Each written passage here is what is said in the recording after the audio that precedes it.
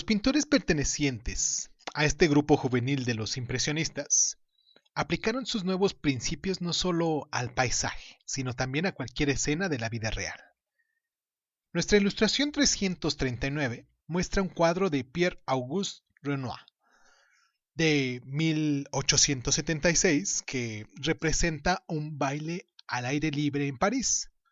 Cuando Jan Steen, recordemos nuestra ilustración 278, presentó una escena de diversión análoga, se esforzó en reproducir los diversos tipos humorísticos del pueblo.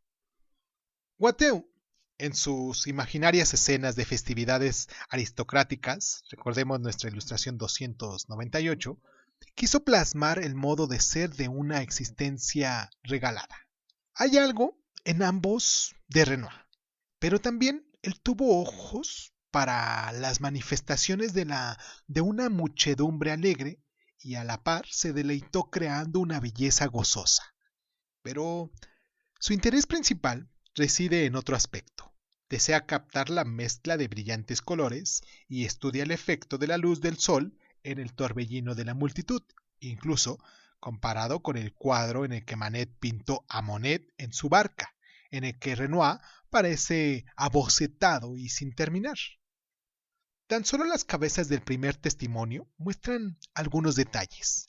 Incluso estos están pintados de forma menos convencional y más atrevida.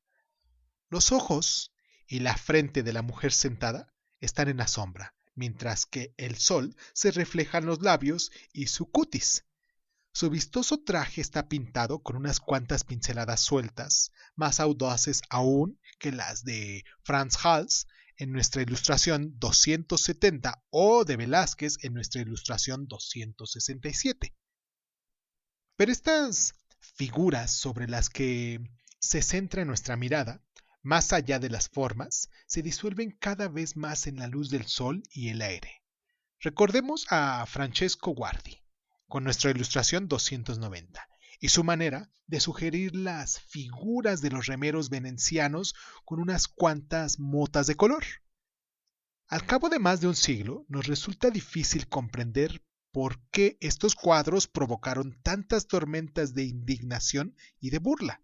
Advertimos sin dificultad que el aparente abocetamiento no tenía nada que ver con el descuido, sino que era fruto de una gran pericia artística. Si Renoir hubiera pintado cada pormenor, el cuadro hubiera resultado opaco y falto de vida. Recordemos que un conflicto semejante ya les habría presentado anteriormente a estos artistas en el siglo XIX cuando descubrieron por primera vez cómo reflejar la naturaleza. Recordemos que las mismas victorias del naturalismo y la perspectiva hicieron que sus figuras pareciesen rígidas y toscas y que solamente el genio de Leonardo fue capaz de vencer esta dificultad dejando el propio intento que las formas se fundiesen en sombras obscuras, procedimiento que se le denominó esfumato. Recordemos nuestras ilustraciones 193 y 194. El descubrimiento de que las sombras obscuras de esta clase que Leonardo empleó para modelar no se producen nunca a la luz y al aire libre. Fue el que cerró este camino tradicional a los impresionistas. De ahí que tuvieran que ir más allá de lo que cualquier otra generación anterior había hecho en la intencionada descomposición de los contornos. Ellos supieron que el ojo humano es un maravilloso instrumento.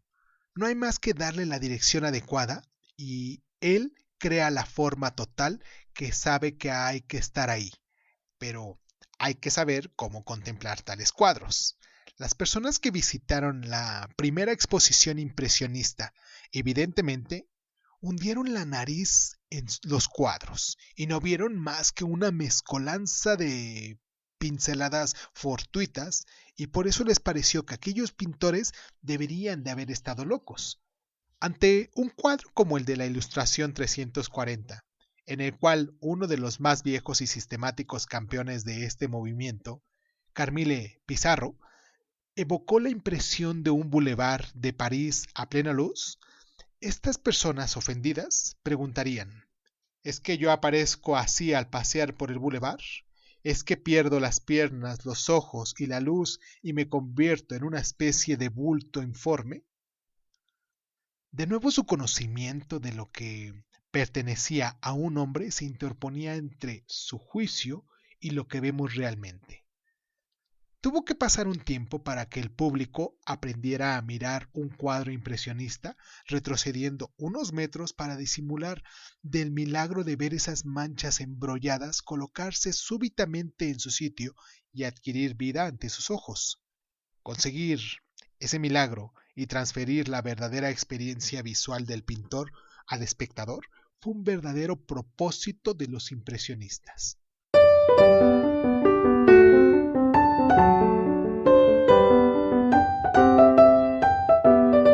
La conciencia de estos artistas de su nueva libertad y poder debió de compensarles en gran medida de burlas y la honestidad con que tropezaron. De pronto, todo ofreció temas idóneos al pincel del artista, donde quiera que hiciera su aparición una bella combinación de tonos, una configuración interesante de colores y formas, un sugestivo y alegre resplandor del sol y de sombras coloreadas. Podría el pintor sentarse ante su caballete y tratar de recoger su impresión sobre la tela. Todos los viejos espantajos, como los temas graves, las composiciones armónicas y el dibujo correcto, se dejaron de lado. El artista no tenía que responder ante nadie, sino ante sus propias sensaciones de lo que pintaba y de cómo lo pintaba. Considerando esta lucha que ya se remontaba a 2 o más generaciones atrás, quizás parezca menos sorprendente que las teorías de esos jóvenes artistas encontrasen mayor oposición de las que ellos mismos imaginaron en un principio. Pero, por dura y amarga que fuese la batalla, el triunfo del impresionismo fue rotundo. Incluso algunos de aquellos jóvenes rebeldes, en especial Monet y Renoir, vivieron lo suficiente como para recoger los frutos de su victoria y llegaron a ser famosos y respetados en toda Europa. Presenciaron la entrada de sus obras en los museos y vieron cómo las codiciaban los coleccionistas más adinerados. Además, esta transformación dejó una profunda huella, lo mismo en los artistas que en los críticos. Ha quedado demostrado que los que se burlaron del impresionismo se equivocaron plenamente. Si hubieran adquirido aquellos cuadros, en vez de mofarse de ellos, se habrían enriquecido. Con ello, la crítica sufrió un duro golpe, del que nunca se recuperaría, claro. La lucha de los impresionistas se convirtió en una especie de leyenda áurea de todos los innovadores del arte, quienes en lo sucesivo podrían acogerse siempre a aquella manifiesta incapacidad del público para admitir nuevos métodos. En cierto modo, este evidente fracaso es tan importante en la historia del arte como el triunfo final del programa impresionista. Tal vez los pintores no hubieran conseguido tan rápida y cabalmente esta libertad si no hubieran sido por dos aliados que contribuyeron a que los hombres del siglo XIX vieran el mundo con ojos distintos. Uno de esos aliados fue la fotografía. En un principio se inventó un empleo principalmente para los retratos, pero se necesitaba una prolongada exposición y los que posaban para sus fotógrafos tenían que mantenerse en una postura rígida que fuesen capaces de aguantar largo rato. La evolución de la cámara portátil y de la instantánea comenzó hacia los mismos años que vieron la aparición de la pintura impresionista. La cámara ayudó a descubrir el encanto de formas fortuitas y los ángulos de visión inesperados. Además, el desarrollo de la fotografía obligó a los artistas a ir más allá en sus experimentos y exploraciones. La pintura ya no necesitaba desempeñar una tarea que un ingenio mecánico podía realizar mejor y a menos coste. No tenemos que olvidar que, en el pasado, el arte de la pintura sirvió para cierto número de fines utilitarios. El pintor era un hombre que podía desafiar la naturaleza efímera de las cosas y conservar el aspecto de cualquier objeto para la posteridad. No sabríamos cómo era el dodo si un pintor holandés del siglo XVII no hubiera empleado su capacidad en reproducir un ejemplar de este pájaro poco antes de que la familia a la que perteneciera se extinguiera. En el siglo XIX, la fotografía estuvo a punto de poseer el arte de la pintura de esa función, ocasionado un prejuicio tan serio en una situación del artista como lo habría sido el de la abolición de las imágenes religiosas por parte del protestantismo. Antes de inventarse, casi todas las personas que se habían tenido en algo habían posado para un retrato al menos una vez en su vida, y pasó a ser raro que alguien se sometiera a tan dura prueba a menos que quisiera complacer o ayudar a algún pintor amigo. Así sucedió que los artistas que vieron impulsados a explotar regiones de la fotografía no podían seguirles. En efecto, el arte moderno no habría llegado a lo que es sin el choque de la pintura con ese invento.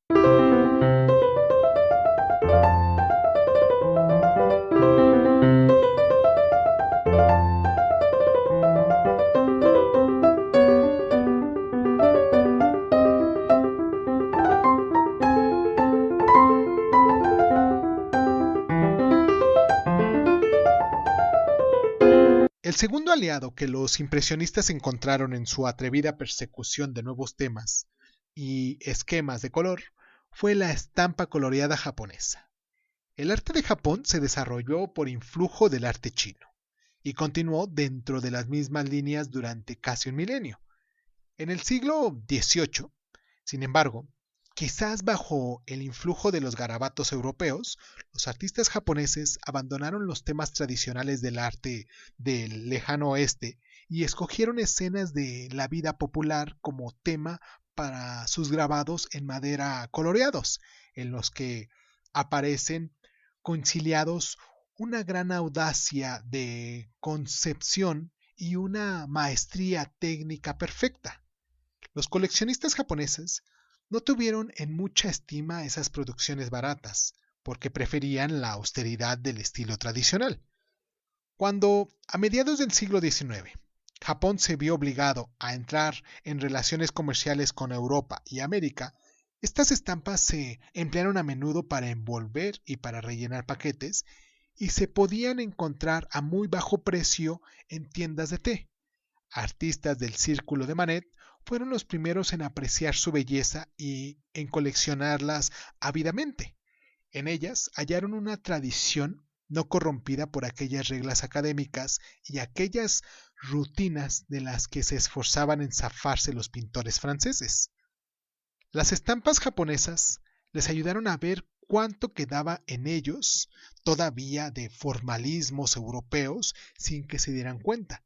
Los japoneses tuvieron preferencia por las representaciones de aspectos sólidos y espontáneos del mundo. Su maestro, Hokusai, representaría el monte Fiji visto por casualidad detrás de una cisterna de bambú. Veamos nuestra ilustración 341. Utamaro no titubeó en mostrar algunas de sus figuras cortadas por el margen del grabado o por una cortina. Veamos nuestra ilustración 342. Fue ese atrevido desdén de una regla elemental de la pintura europea lo que sugestionó a los impresionistas. Descubrieron en esta regla un último reducto del antiguo predominio del conocimiento sobre la visión. ¿Por qué motivo tenían que aparecer siempre en el cuadro las partes importantes de todas las figuras de una escena?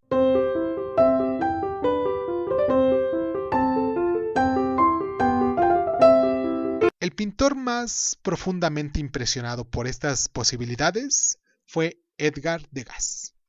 Degas era algo mayor que Monet y Renoir. Perteneció a la generación de Manet y como él se mantuvo un tanto apartado del grupo impresionista, aunque simpatizó con la mayoría de sus propósitos. Degas se interesó apasionadamente por el diseño y el dibujo,